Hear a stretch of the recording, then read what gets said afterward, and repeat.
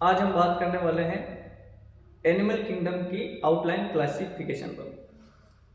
कल हमने देखा था कि जब हम एनिमल किंगडम का क्लासिफिकेशन पढ़ते हैं according to R H Whittaker ji ने जो एनिमल किंगडम क्लासिफिकेशन के जो रूल्स बताए हैं उनमें हमें एनिमल किंगडम क्लासिफिकेशन को क्लासिफाई करने के लिए उसमें क्या क्या फीचर्स होना चाहिए उस पर हम बात करेंगे और क्या क्या बेसिक कैरेक्टरिस्टिक्स हैं जिस पर हम एनिमल किंगडम को क्लासिफाई कर सकते हैं, तो हम आज उस पर बात करने वाले हैं। According to R H. विटाकर हमें एनिमल किंगडम क्लासिफिकेशन पढ़ना है तो उसमें क्या क्या फीचर्स होना चाहिए। एनिमल किंगडम क्लासिफिकेशन पढ़ने के लिए हमें जो इसके अंदर जो हमें फीचर्स को स्टडी करना है वो होगा कि इस एनिमल किंगडम के अंदर आने वाले एनिमल्स जो हैं वो क्या होना चाहिए, मल्टी सेलुलर होना चाहिए। दूसरा, ये जो ऑर्गेनिज्म इसके अंदर आएंगे एनिमल किंगडम के अंदर ये यूकेरियोटिक नेचर के होना चाहिए।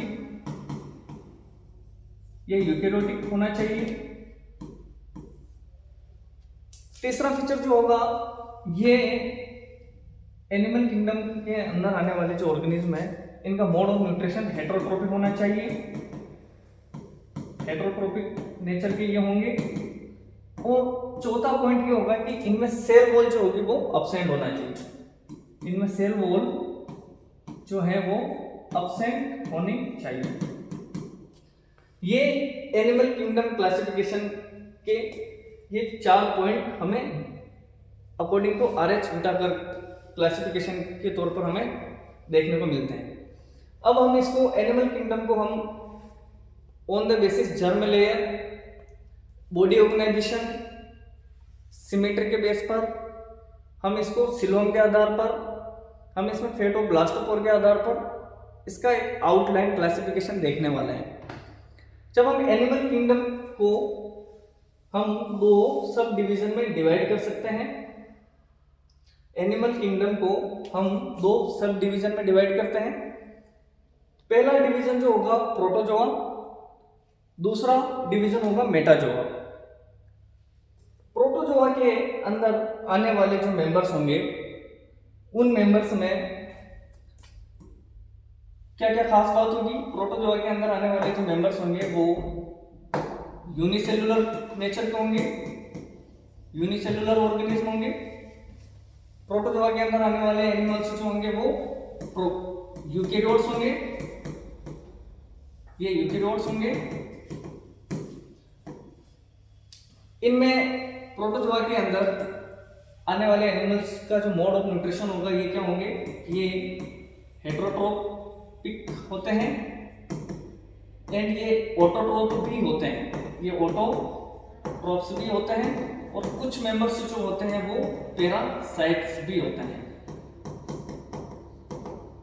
ये प्रोटोजोआ की कुछ खास बातें हैं। लेकिन अकॉर्डिंग टू आर.एच. विटाकर हम प्रोटोजोआ को हम एनिमल किंगडम क्लासिफिकेशन में नहीं पढ़ते हैं, क्योंकि प्रोटोजोआ के अंदर आने वाले जो मेंबर्स हैं ये क्या होते हैं, ये यूनिसेलुलर होते हैं।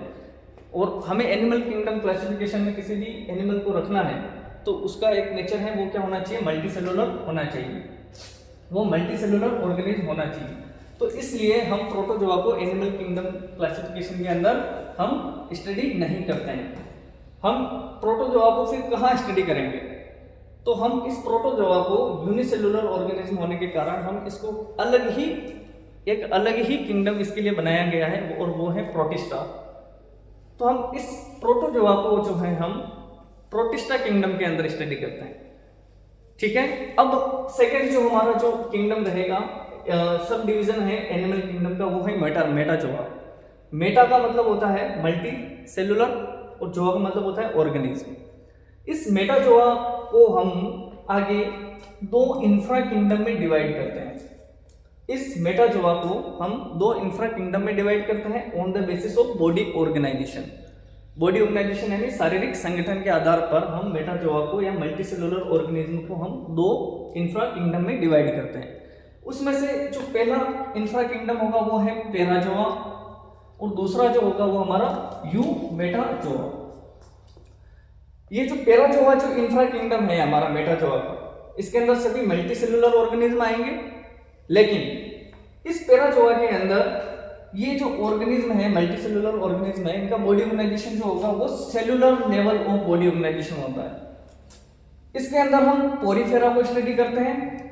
पोरीफेरा के अंदर हमारे स्पंज जो है वो इंक्लूडेड होते हैं।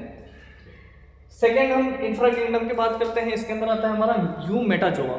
यू मेटाजोआ जो होता है, यू का मतलब होता है ट्रू, यू का मतलब होता है ट्रू एंड मेटाजोआ मतलब होता है मल्टी सेलुलर। तो हमारे जो ट्रू मल्टी सेलुलर ऑर्गेनिज्म हैं वो हमारी यू मेटाजोआ के अंदर रखे जाते हैं। इसके अंदर आने वाले जो एनिमल्स होंगे उनका बॉडी ऑर्गेनाइजेशन, टिश्यू लेवल का भी बॉडी ऑर्गेनाइजेशन इसमें पाया जाता है। इसके अंदर organ level of body organisation पाया जाता है। इसके अंदर आने वाले जो ऑर्गेनिज्म हैं उनका बॉडी ऑर्गेनाइजेशन, ऑर्गन सिस्टम प्रकार का भी बॉडी ऑर्गेनाइजेशन इसमें पाया जाता है। ठीक है, फिर यू मेटाजोआ को हम फिर से आगे दो डिवीजन में डिवाइड करते हैं। यू मेटाजोआ को हम दो डिवीजन में डिवाइड करते हैं on the basis of symmetry. Symmetry के आधार पर यू मेटाजोआ को आगे दो डिवीजन में डिवाइड कर दिया जाता है। पहला डिवीजन जो होगा वो हो जाएगा रेडिएटा। पहला डिवीजन जो हो जाएगा वो हो जाएगा रेडिएटा। रेडिएटा डिवीजन के अंदर आने वाले एनिमल्स जिनमें क्या होगा, रेडियल सिमेट्री पाई जाती है, रेडियल सिमेट्री पाई जाती है। उसमें से हमारे सिलेंट्रेटा वाले मेंबर्स आ जाएंगे। इसके अंदर हमारे टिनोफोरा फाइलम के मेंबर्स आ जाएंगे एंड एडल्ट इकाइनोडर्मेटा। इकाइनोडर्मेटा के जो एडल्ट्स होंगे वो हमारे रेडिएटा के अंदर रखे जाते हैं। दूसरा जो डिवीजन है वो हमारा हो जाएगा बाइलेटेरिया। बाइलेटेरिया के अंदर वो एनिमल्स आते हैं, बाइलेटेरिया के अंदर वो एनिमल्स आते हैं जिनमें बाइलेटरल सिमेट्री पाई जाती है, बाइलेटरल सिमेट्री पाई जाती है। इसके अंदर हमारे प्लेटिहेल्मिन्थेस से लेके कोर्डेटा तक के मेंबर इसके अंदर बाइलेटेरिया के अंदर रखे जाते हैं। इसमें एक एक्सेप्शन रहेगा कि इसमें एडल्ट इकाइनोडर्मेटा में बाइलेटरल सिमेट्री नहीं पाई जाती है। ठीक है, बाइलेटेरिया को हम फिर से दो सब डिवीजन में डिवाइड करते हैं on the basis of fate of blastopore. Fate of blastopore के आधार पर हम बाइलेटेरिया को दो सब डिवीजन में डिवाइड करते हैं। पहला जो डिवीजन होगा वो हो जाएगा, सब डिवीजन जो हो जाएगा प्रोटोस्टोमिया हो जाएगा। पहला जो डिवीजन हो जाएगा वो हो जाएगा प्रोटोस्टोमिया। प्रोटोस्टोमिया वो जिसमें क्या होता है, ब्लास्टोपोर से पहले माउथ बनता है, ब्लास्टोपोर से पहले माउथ बनता है। ब्लास्टोपोर जब गेस्टुलेशन प्रोसेस में, जिसको हम हिंदी में कोरक रंध्र बोलते हैं, वहां से एक ओपनिंग होती है, वहां से माउथ का फॉर्मेशन होता है, उसको हम ब्लास्टोपोर बोलते हैं। और ब्लास्टोपोर से जो पहले माउथ बनता है उसको हम प्रोटोस्टोमिया बोलते हैं। इस प्रोटोस्टोमिया में को हम सिलोम के आधार पर तीन कैटेगरी में डिवाइड कर देते हैं। पहली कैटेगरी एसिलोमेट है। एसिलोमेट के अंदर सिलोम एब्सेंट होती है, जिसमें हमारे प्लेटिहेल्मिन्थेस के मेंबर्स को रखा जाता है। सेकेंड कैटेगरी हो जाएगी सुडोसिलोमेट। सुडोसिलोमेट यानी फॉल्स सिलोम, ऐसे एनिमल्स जिनमें सिलोम तो है बट वो फॉल्स टाइप की होती है। इसके अंदर हमारे एस्केल्मेंथिस को रखे जाते हैं। तीसरी कैटेगरी होती है यूसिलोमेट। यूसिलोमेट यानी ट्रू सिलोम, जिसके अंदर ट्रू सिलोम पाई जाती है। लेकिन सिलोम में ट्रू सिलोम जो होगी वो साइजोसिलोमेट जो होती है, साइजोसिलोमेट प्रकार की जो सिलोम पाई जाती है वो हमारे एनिलिडा, हमारे आर्थ्रोपोडा एंड मोलस्का, इन तीनों में एनिलिडा, आर्थ्रोपोडा एंड मोलस्का में हमारी साइजोसिलोम प्रेजेंट होती हैं। फिर इसके बाद में दूसरा जो सब डिवीजन हो जाएगा हमारा वो हो जाएगा ड्यूटेरोस्टोमिया। ड्यूटेरोस्टोमिया जो हो जाएगा ऐसे एनिमल्स जिनमें ब्लास्टोपोर से एनस बनता है। इसके अंदर हमारे इकाइनोडर्मेटा, हेमिकोडेटा एंड कोडेटा को रखा जाता है। Thank you.